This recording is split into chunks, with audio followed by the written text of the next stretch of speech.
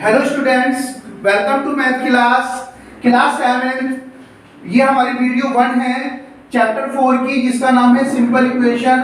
आज हम simple equation में आपको इंट्रोडक्शन बताएंगे। सिंपल इक्वेशन का इंट्रोडक्शन क्या है? देखो स्टूडेंट्स, सबसे पहले हमें पता होना चाहिए व्हाट इक्वेशन इज। इक्वेशन है क्या? अगर आपको इक्वेशन ही नहीं पता, आप पूरा चैप्टर कर लेंगे तो आपको समझ में कुछ भी नहीं आएगा। हमें रटना नहीं है, हमें समझना है। आपको यह पता होना चाहिए कि इक्वेशन होती क्या है।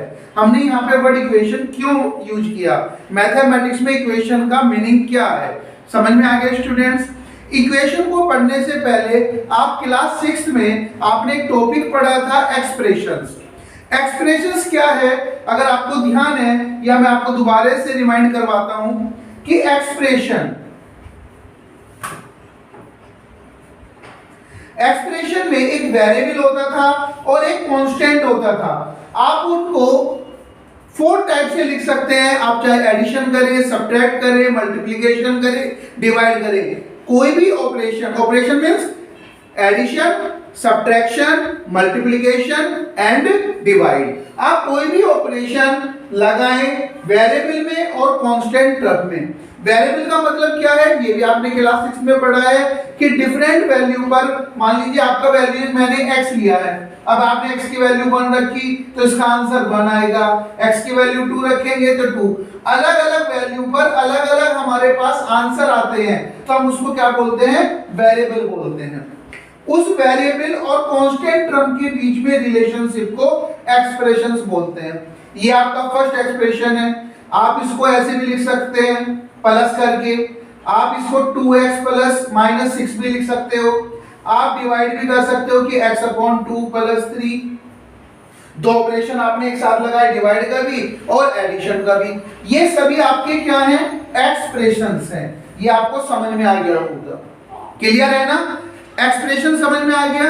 एक्सप्रेशन क्या है? वेरिएबल एंड कांस्टेंट में रिलेशनशिप आपका क्या कहलाता है?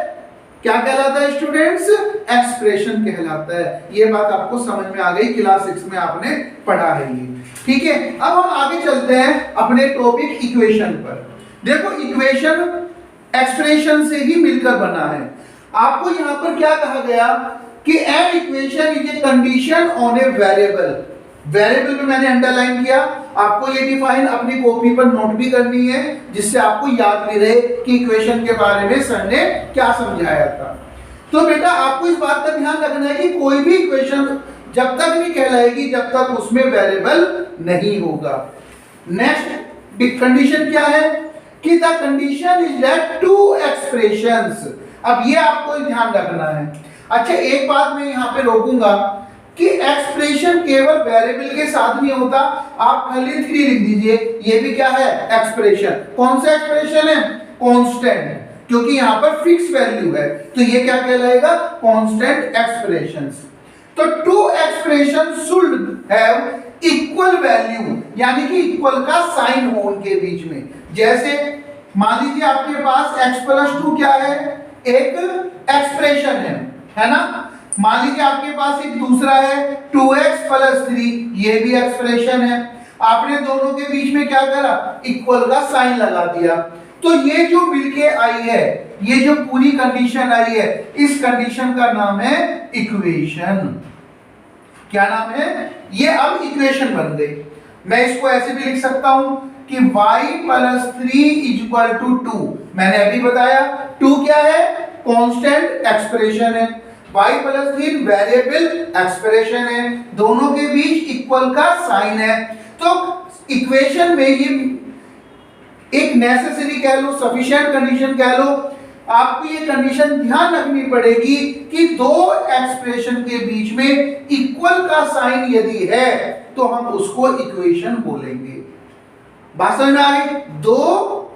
टू एक्सप्रेशंस, ये 2 एक्सप्रेशंस है, इनके बीच में इक्वल का साइन है, तो हमने इस पूरे को क्या बोला? इक्वेशन बोला। अगर इक्वल का साइन नहीं है तो वो क्या नहीं होगा? इक्वेशन नहीं होगी। बात समझ में आ गई? एक कंडीशन और आती है कि सर यदि हम ऐसे लिख दें तो क्या ये इक्वेशन है? हम कहेंगे नहीं, ये इक्वेशन नहीं है, नॉट इक्वेशन। ये इक्वेशन चाहे यहाँ पे ग्रेटर देन का साइन आ जाए, चाहे यहाँ पर लेस देन का साइन आ जाए, ये भी इक्वेशन नहीं है। इस बात का आपका ध्यान रखना पड़ेगा। इक्वेशन के लिए क्या बताया मैंने, टू एक्सप्रेशन के बीच में इक्वल का साइन हो तो जब भी हम क्या बोलेंगे उसको कि ये पूरे का पूरी एक इक्वेशन बन गई।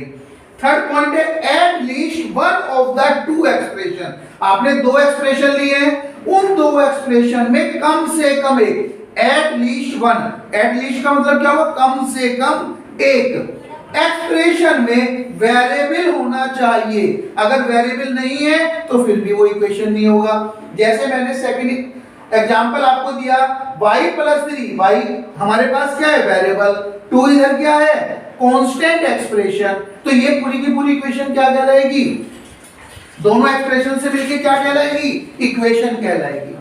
बात समझ में आ गई आपको। ये इक्वेशन आपके कोर्स में है। सिंगल वेरिएबल वर्ड यूज कर रहा हूं मैं कि आपकी इक्वेशन दोनों साइड में सेम वेरिएबल होना चाहिए।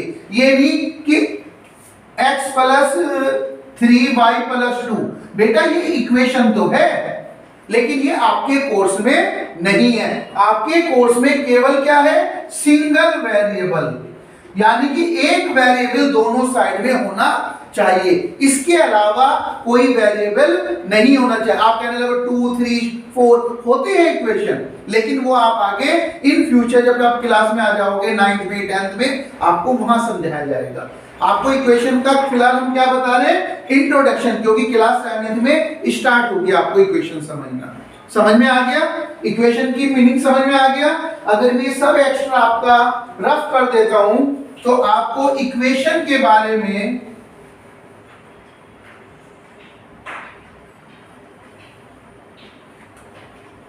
ये मैं सही कर देता हूं, है ना। ये आपको कुछ नहीं नोट करना, ये केवल मैंने आपको समझाया था, ठीक है ना।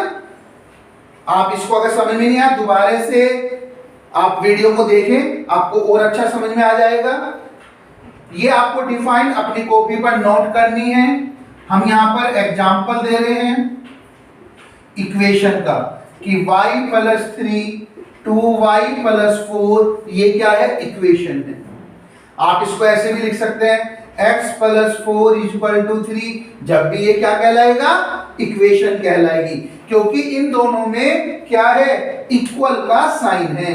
जब दो एक्सप्रेशन के बीच में इक्वल का साइन होगा तो उसे क्या बोलेंगे, इक्वेशन बोलेंगे।